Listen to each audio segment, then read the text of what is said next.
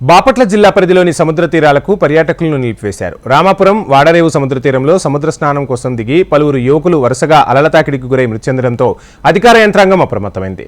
సూర్యలంకకు రాకుండా బారికేడ్లు ఏర్పాటు చేశారు. వచ్చిన పర్యాటకులను వెనక్కు పంపుతున్నారు. 2 రోజుల సమయంలోనే 12 మంది మృత్యువాత పడటంతో తదుపరి ఉత్తర్వులు వెలువడే వరకు పర్యాటకులను నిలిపివేస్తూ కీలక నిర్ణయం తీసుకున్నారు.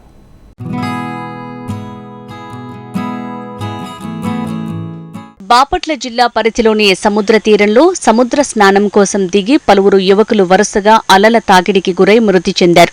దీంతో ప్రభుత్వం అప్రమత్తమైంది. అవసరమైన చర్యలు తీసుకోవాలని టూరిజం జిల్లా శాఖలను ఆదేశించింది. తాజాగా చోటు చేసుకున్న విషాద ఘటనలతో సూర్యలంక బీచ్కి వచ్చే పర్యాటకులను అనుమతించడం లేదు. సోమవారం ఉదయం నుంచి పర్యాటకులు సూర్యలంకకు రాకుండా బారికేడ్లు ఏర్పాటు చేశారు. వచ్చిన పర్యాటకులను వెనక్కి పంపుతున్నారు. సముద్రంలో సుడిగుండాలు ఏర్పడుతున్న నేపథ్యంలో బీచ్లకు పర్యాటకులను అనుమతించడం లేదని పోలీసు అధికారులు తెలిపారు.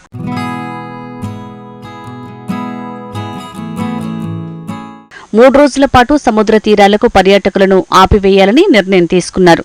దీంతో ముందస్తు సమాచారం లేక హైదరాబాద్ లాంటి దూర ప్రాంతాల నుంచి వచ్చి పర్యాటకులు ఇబ్బందులు పడుతున్నారు. సాధారణంగా వీకెండ్ వస్తే చాలు సముద్ర ప్రాంతం పర్యాటకులతో కిటకిటలాడుతుంది.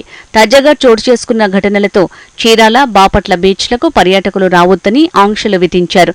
బీచ్ మూసివేశారని తీర ప్రాంతాల్లో సమాచారం అందిస్తున్నారు. గతంలో ప్రభుత్వం కొంత జీతమిచ్చి గజ ఈతగాళ్లను పెట్టిందని, ఇప్పుడు ఆ గజ ఈతగాళ్లు ఏమయ్యారని ప్రశ్నిస్తున్నారు.